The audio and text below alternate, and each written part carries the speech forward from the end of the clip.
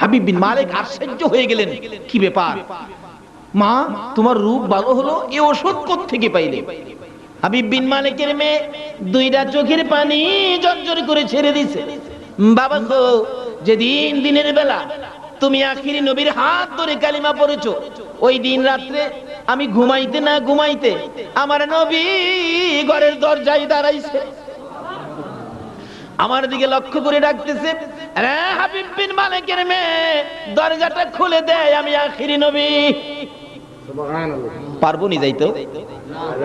পারতো না যাইতো? হাবিব বিন মালিকের মেয়ে বয়, আব্বু আমি দরজাটা খুলে দেখি একটা পূর্ণিমার চাঁদ উদয় হয়ে রয়েছে। আমার দিকে তাকাইয়া বলছে, হাবিব বিন মালিকের মেয়ে, তোর বাবা আজকে কালিমা পড়েছে, তুই কালিমাটা পড়বি নি? বাবা গো, আমি আর সইতে পারি না, সঙ্গে সঙ্গে কালিমাটুকুন পাঠ করলে আমি দেখি রে বাবা, এই কালিমাটা পড়ার সঙ্গে সঙ্গে আমার কুষ্ঠ রোগ ভালো হয়ে যায়। এই মন্ত্র যে নবী নিয়ে আসছে, এটাই তো রবিউল আউয়ালটা। তাহলে হাবিব বিন মালিক নবীর পক্ষে গেলে বিজয় হলো না পরাজয় হলো? মাত্র একজন সৈন্য নিয়ে গিয়ে 1 লক্ষ সৈন্যের সাথে বিজয় হলো নবীজির। কেন? নবীর পক্ষে আছে কে? আসুন সেই নবীর টাকা উদ্ধার করব আবু জাহেলের কাছ থেকে। আচ্ছা পারবো নি? যাইতাছে খেলাছিনি কথা না, এই লোকটা একটু গিয়া গিয়া জিগাই, হুজুর পারবেন নি? কারণ আবু জাহেল তো বড় নেতা, লক্ষ লক্ষ মানুষ তার কথায় উঠে বসে করে, বেটা চিন্তা করিস না, আয়। যে আবু জাহেল নবীজির বাড়ির সামনের বাড়িটা, একবারে কাছাকাছি বাড়ি, যারা গেছেন দেখছেন, ডাকতেছে, চাচা চাচা চাচা। কোন ডাকটা নরম না গরম? আমার এই কথা এত দূরে যাওয়ার অর্থ হলো, সত্যের ডাক, সত্যের পাওয়ার বেশি হবে না কম হবে, এটা বুঝাবে লাগে। নবী সত্যের ডাকে, চাচা চাচা। আবু জাহেলকে, বাবা রে, এত গরম পাওয়ার কোত্থেকে পাইলো বাতিজা? এত কড়া ডাক না, হে কি বাতিজা, এত সাহস করতে পাইলা? কয়জন মানুষের নেতা হইছো, নেতাগিরি দেখাইতাইছো? আমি আবু জাহেল লক্ষ মানুষের নেতা, কই নেতাগিরি দেখাইতাইছো? তুমি বলে টাকা মারছো? নবী কি কয়? টাকা বলে মারছো?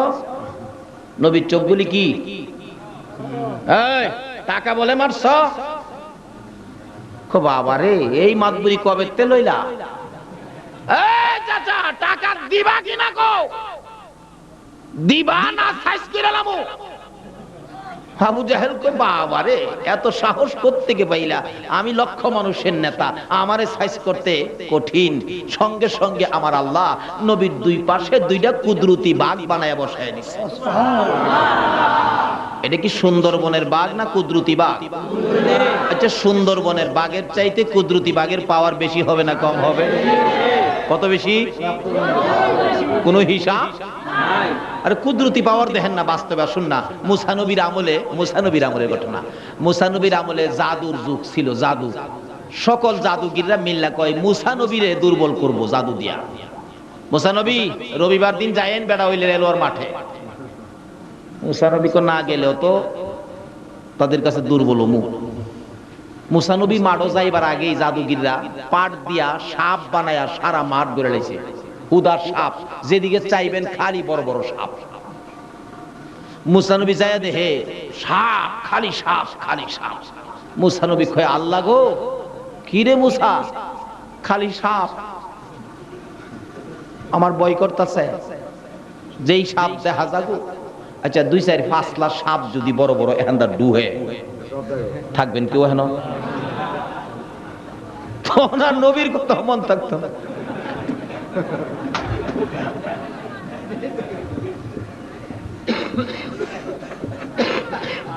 মুসা নবী কয়, খোদা গো, ভয় করে, খালি সাপ, খালি সাপ, খালি সাপ। আল্লাহ কো, ভয় পাইস না, কি করমু? তোর হাতে কি? লাডি। লাডি থাকতে বই কিসের? লাডি দামি একটা বাইরেতে বাইরেতে হেইতে না মারে সাপ কিরলে তো না খাইয়া কয়, তোরে বাইরেতে কইছি না তো, তোর হাতে কি? লাডি। তো লাডিটা ছাইরা দে, দইরাইনে বাড়ি দিবে, বাড়ির দরকার নাই, ছাইরা দে লাডি। মুসা নবী কয়, আমি হাতের তে লাডিটা ছাড়তে দিরি, আল্লাহ রাব্বুল আলামিন এই লাঠিটারে একটা কুদরতি সাপ বানাইতে দেরি হয় নাই। লাঠি কুদরতি সাপ, এত বড় সাপ হইছে, কিতাব বলেন সাপের দুইটা ঠোঁট, তো একটা ঠোঁট জমিনে আর একটা ঠোঁট আকাশে। একটা টান দিয়া যা সাপ জাদুগিররা বানাইছেন, কুদরতি সাপে এক টানে সব খাইলেছে। সব পেট থুইয়া কয়, ও জাদুগিররা আমলা তোরা, তাহলে বুঝা গেল হেরারেও খাইবার জায়গা। আচ্ছা, মুসা নবীর কুদরতি সাপের এত পাওয়ার, যেই নবী না হইলে মুসাও হইতো না। এই নবীর পাশে কুদরতি বাঘ পাওয়ারের চেয়ে বেশি হয়েছে কিনা বলুন তো। ভাই সাহেব, আমি কি কথাগুলো বুঝাইতে পারতেছি? আল্লাহ তুমি আমাদের সকলকে বুঝ দাও, এ নবীর পক্ষে রবিউল আউয়ালে কবুল করো, সকলে বলুন আমিন। এবার দেখা গেল বাঘ দুইটা কুদরতি বাঘ, তো চাইছে চাইয়া ডাহে, আবু জাহেল টাহা দিবি না ফেরের ভিতরে যাইবি? বাঘ দেখতে কার মাথা গরম না হইব? আবু জাহেল কয় সর্বনাশ, উৎক্ষণ দেখলাম বাতিজা খালি খালি, অহন্দি বাঘ দুইটা। আচ্ছা, আবু জাহেলের দিকে যে বাঘে চাইছে, সবগুলি কি সাদা না লাল? কেমন দেখতে লাল হইব? এই লাল করতারি এত চেষ্টা করি, পারি না আমরা, পারুম কেমনে? এটা তো আল্লাহর কুদরতি। আবু জাহেল একটা দৌড় মাইরা ঘরে ঢুকছে, ঢুকে কয় ভাতিজা বাবা,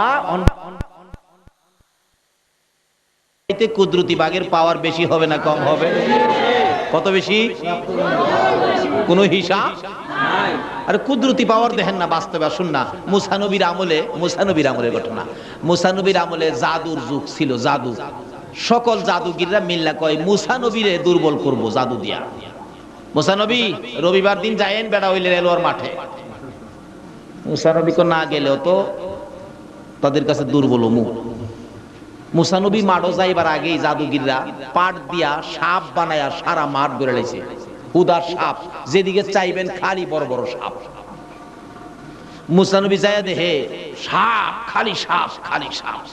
মুসা নবী কয় আল্লাহ গো, কি রে মুসা, খালি সাপ, আমার ভয় করতেছে। যেই সাপ দেখা যাগো, আচ্ছা 2-4-5 সাপ যদি বড় বড় এখানটা ডুহে থাকবেন কেউ হেন? ওনার নবীর কথা মন থাকতো না।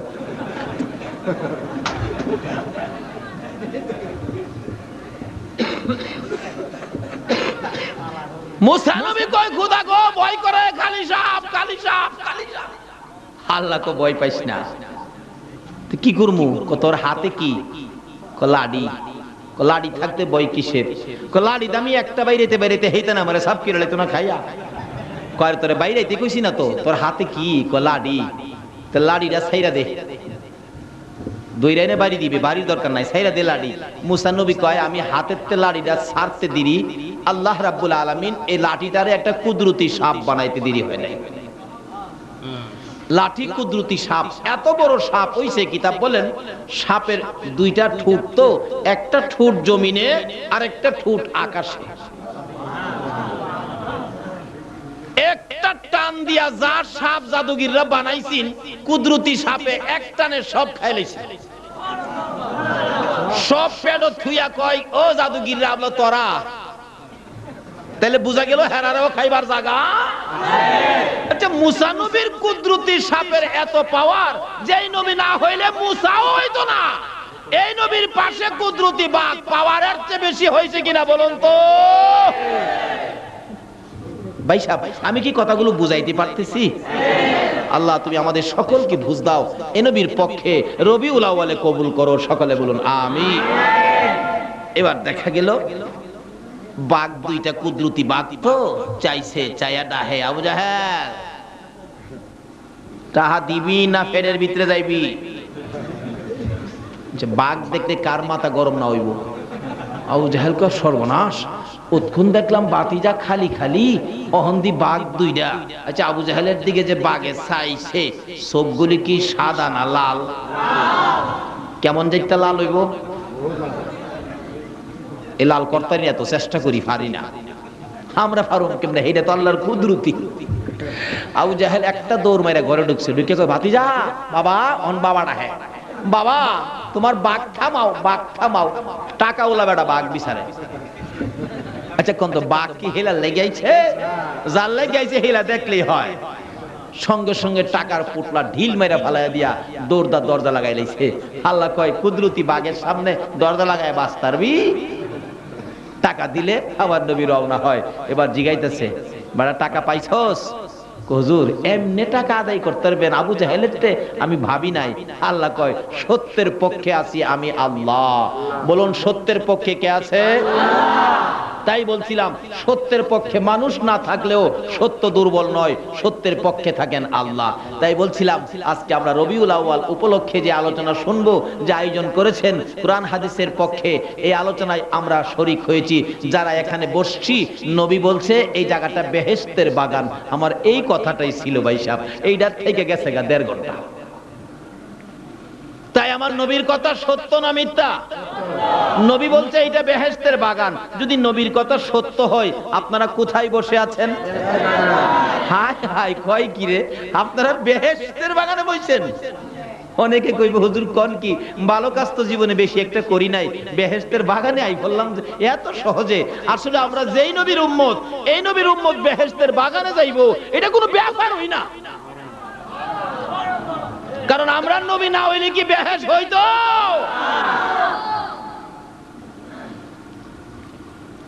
আমরা যাইতাম না, যাইতো কে? অনেকে কি হুজুর ভালো কাজ যে নবীর উম্মত বেহেশত যাইতেন না কই? শুধু কি তাই? আদম থেকে ঈসা নবী পর্যন্ত সকল নবী রাসূলের জীবনী খুলে দেখেন, কোন নবীর উম্মতের জন্য বেহেশতের দরজা খোলা থাকে না। কিন্তু আমরা যে নবীর উম্মত, মাত্র বাগানও আইছেন, এটা শেষ না তো। আমরা যে নবীর উম্মত, যে নবী এই চাঁদের দুনিয়াতে আইছে, এই নবীর উম্মতের জন্য প্রত্যেক বৎসর 12 মাসের মধ্যে একটা মাস জান্নাতের দরজাগুলি খোলা থাকে, জাহান্নামের দরজা বন্ধ। এমন কি জান্নাতের দরজা খোলা, জাহান্নামের দরজা বন্ধ, শেষ নাই তো। এই মাসে নেকি লেখার দায়িত্ব ফেরেশতাদেরকে দেয় না, আমার আল্লাহ নিজে লেখে। বলুন তো এই মাসটা কোনটা? রমজান মাস। জান্নাতের দরজা খোলা। এরপর এইটা তো শেষ না। আমার নবী কয় যেদিন মেরাজের সফরে গেছিলেন নবী মেরাজে? স্বপ্নে গেছিলেন না বাস্তবে? আপনারা কি স্বপ্নের পক্ষে না বাস্তবের পক্ষে? বাস, কোরআন শরীফে বাস্তবের কথা বলছে, তাহলে আমরা কোরআন মানি। কি বলেন? আমরা কি কোরআন মানি? আমরা নবীর হাদিস মানি। এবার নবী তো বাস্তবে গেলেন। রাসূল বলেন আমি যাইয়া সবকিছু দেখছি, আল্লাহকেও দেখলাম। কাকে দেখছে? আল্লাহকে দেখা সাধারণ কথা না। মুসা নবী চিল্লাইতো খুব, রাব্বি আরিনি রাব্বি আরিনি, আল্লাহ আমি তোমারে দেখতাম। আল্লাহ কয় লান তারানি, পারতি না রে মুসা, এই ক্ষমতা তোর হইছে না। কইতে পারি কি না পারি তুমি কইলে খালি কেউ পারতাম না, দেখা দিয়া দেখো না পারি কিনা। মুসা নবী একটু কথাবার্তা বেশি কইছে। আল্লাহ কইতে যা তুর পাহাড়ও যা, দেখা দিমু। তুর পাহাড়ে সকাল বেলা গিয়ে হাত মুখ দিয়ে বই দিছে।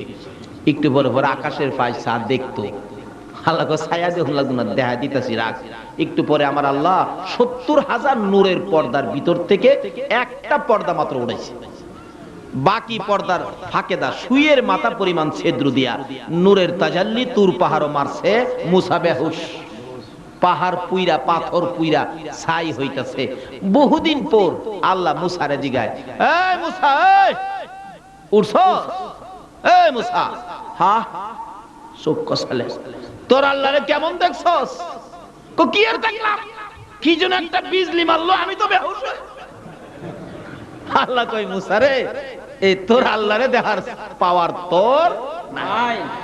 একমাত্র স্বচক্ষে পাশাপাশি বসে কাবা কাউসাইনে আমার আল্লাহকে দেখেছে আমার আপনার নবী মুহাম্মদুর রাসূলুল্লাহ। আজকে আমরা সেই নবীর উম্মত হয়ে রবিউল আউয়ালে বসেছি। আসুন না দেখি কত যে বরকতের বাজে।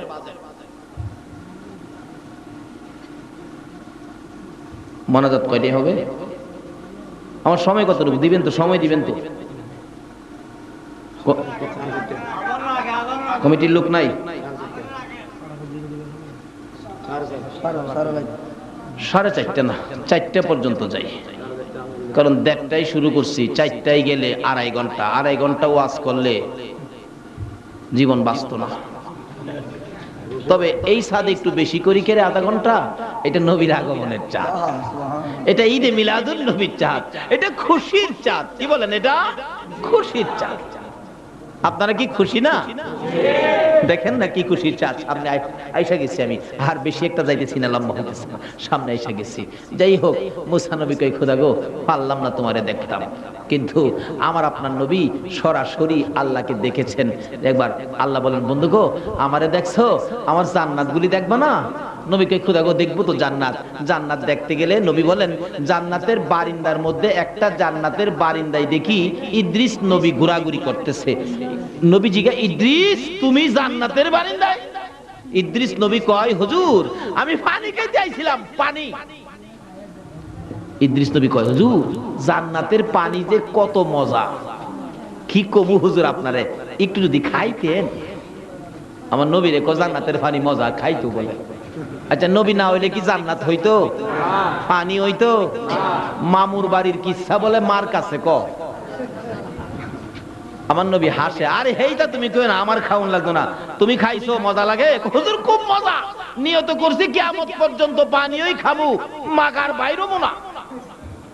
রাসূল কয়, ইদ্রিস খালি পানি খাই থাকে, বেহেশতের ভিতরে আরো মজার খাওন আছে। তাহলে বোঝা গেল নবী ভিতরের খবরও।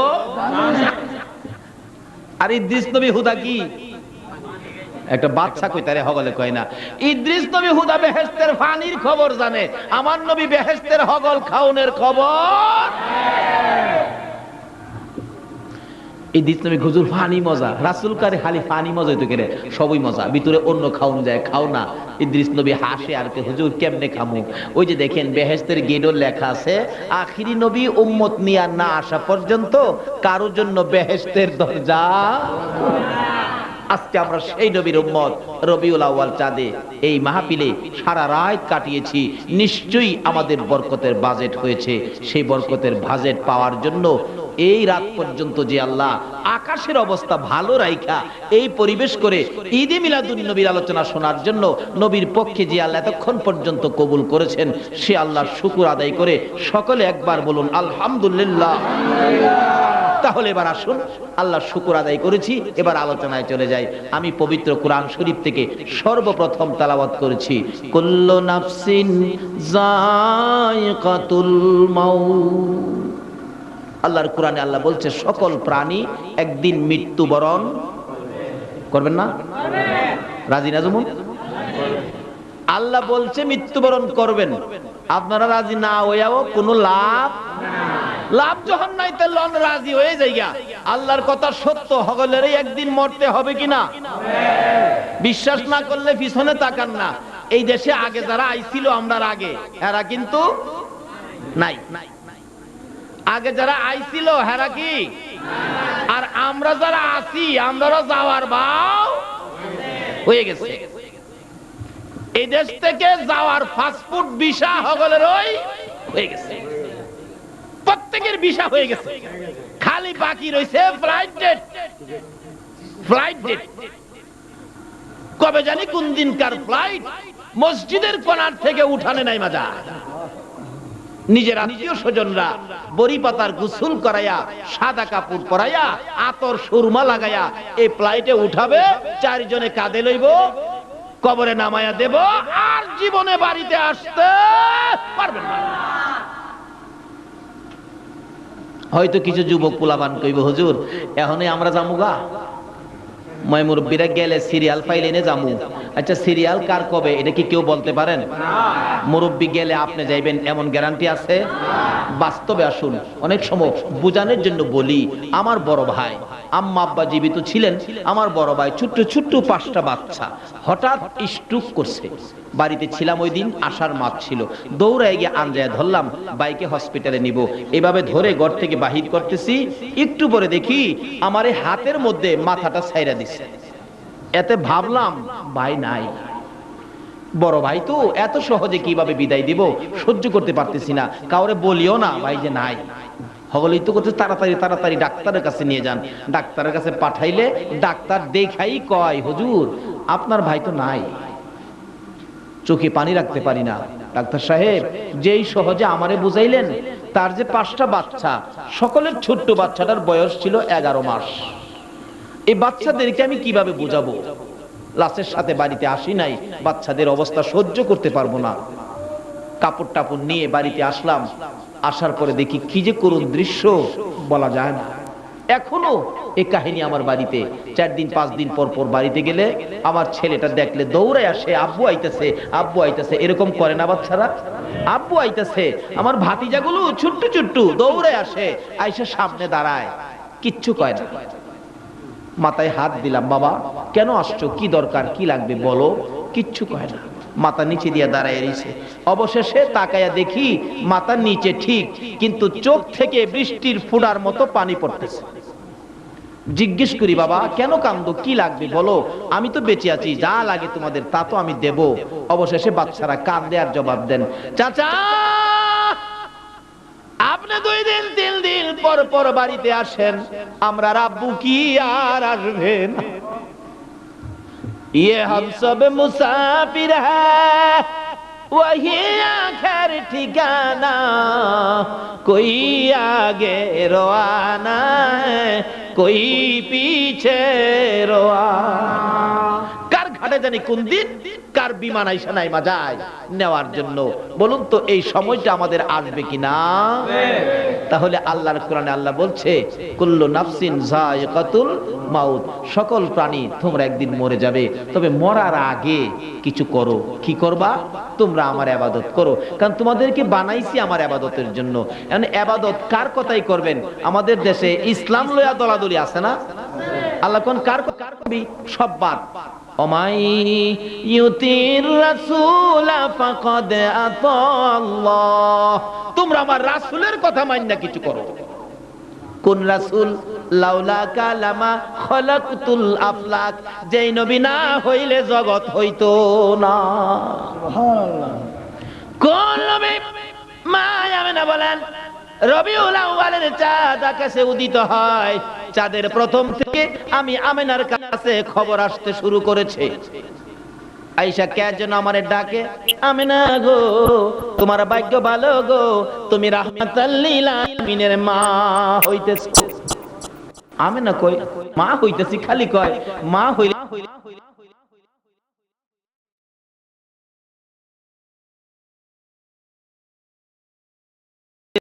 অবস্থান একটু পরিবর্তন হয়। কি বলেন? আমাদের মা আমাদের কি পেটে নেওয়ার পর মার অবস্থাটা পরিবর্তন হয়েছিল, পেট একটু বড় হয়েছে, মা শরীরটা ক্লান্ত ভারী ভারী হয়েছে, মা ঠিক মতো বসতে পারে নাই, ঠিক মতো শুইতে পারে নাই, আমরাও মারে শুইতে দেই নাই। রাত্রে মা ঘুমাইলে মার পেটে থেকে লাথি মারছি, মা ওইটা বসে গেছে, বসার মধ্যে লাথিটা মারছি, লাথিটা মায়ের কলিজাটার মধ্যে লাগছে। আমেনা বলেন, এমন কোন কষ্ট আমি আমেনা কোনদিন পাই নাই। বাচ্চা হবে, সন্তান হবে, আমি তো বুঝতে পারি না ব্যাপারটা কি। কই সন্তান বুঝিত না, খালি কয় সন্তান হবে, যে সন্তানের নাম হবে রাহমাতাল লিল আলামিন। তাহলে বুঝা গেল সন্তান। আমার আপনার নবী দুনিয়াতে আসার আগেই নবীর নামের খবর আইছে। কি বলেন, ঠিক কিনা? তাহলে এই নবীর নাম কি নবীর মা রাখছে? নবীর দাদাই রাখছে? নবীর দাদি রাখছে? চাচাই রাখছে? অহন তো আমরা নাম রাহি মাশাআল্লাহ। বাতিজা হইছে পরে চাচা দৌড়ে গেছে, হ্যাঁ বাতিজা বলইছে নামটা রাখুম আমি ইচ্ছা করে। দাদা কয় তুই কি নাম রাখতে? আমি ইমাম সাহেব হুজুরের কাছে নামটা রাখুম, আমার নাতি হইছে। যায় জিগা ইমাম সাহেব হুজুর আমার নাতি হইছে, একটা নাম রেখে দেন। ইমাম সাহেব কয় হ চাচা আমরা নাম কি মানুষ পছন্দ করব? ওখানে বিজ্ঞানের যুগ, না বিজ্ঞান মানি না, নাতির নাম দাম রেখে দেন হুজুর, কোরআন শরীফ থেকে রাখেন। ইমাম সাহেব নাম রাখছে আব্দুর রহমান। বাড়িতে নিয়ে কয় কই গো বলার মা আমার নাতির নাম কইলাম আব্দুর রহমান, ইমাম সাহেব রাখছে। চাচা ভাল দেখা রইছে, বাবা এটা একটা নাম লই আইছে, নাম দে এটা আগিলার নাম, ওখানে এই নামের বেল আছে। কইতে কোন নাম রাখবি বাবা? তোরা ওই রাখ, কি করবো, পোলার লগে পারে না। তো আমি বাতিজার নাম রাখছি রেঙ্কু। কি নামটা দেখেন না রাখছে, আছে না এই নাম?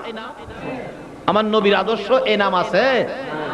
রেঙ্কু বলে, রেঙ্কু হাড়ে লাইব, এটা লইয়া যাইও না। আর যদি মাইয়া হয়, দাদি নাম রাখছে আয়েশা খাতুন। দাদি রাখছে। ফুফু আম্মা কই মায়ার যে কারবার এই নামের বেল আছে, এখন আয়েশা খাতুন আগিলার নাম কোথায়, মায়া থাক তোর নাম তোরই রাখ, আমি আর কইতাম না। আমি তো নাম রাখছি পিঙ্কি, আছে না? মেয়ের নাম রাখলো পিঙ্কি, পুলার নাম রাখলো রেঙ্কু। কোন তো আমার নবীর নাম কে রাখছে? আরো জোরে কোন কে রাখছে? লকবটা কি দিল? রাহমাতাল লিল সকল সৃষ্টির জন্য যিনি। কত রহমত! আল্লাহ বলেন আমি সব রহমতের দুয়ার খুলে যা রহমত দেওয়া দরকার সকল রহমত হলো নবী মুহাম্মদুর রাসূলুল্লাহ। ভাই সাহেব, কথাগুলি কি বুঝাইতে পারতেছি? এই নবীর পক্ষে থাকলে লাভ হবে না লস হবে? কি লাভ হবে? এই তো সামনে এসে পড়ছে। মা আমেনা বলেন রবিউল আউয়ালের চাঁদ উদিত হলো, একদিন যায়, 2 দিন যায়, 3 দিন যায়, খালি এই খবর আমি আমেনা পাই। আজকে 11 তারিখ, কালকে 12, নবীজি দিন দুনিয়ার জমিনে আসবে। আমেনা বলেন 11 তারিখ সকাল থেকে দেখি কে যেন আসবেন, কিসের খবরে যেন মক্কার বালুর কণা পাথরের কণা পর্যন্ত নাচতেছে। আরে কি ব্যাপার, ব্যাপারটা কি? এমন কি দেখি খানায় কাবা পর্যন্ত খুশিতে থরথর করে কাঁপতেছে। পাহাড়গুলি যেন একজনের সাথে আরেকজন যেন খুশির আলাপ করতেছে। সুবহানাল্লাহ।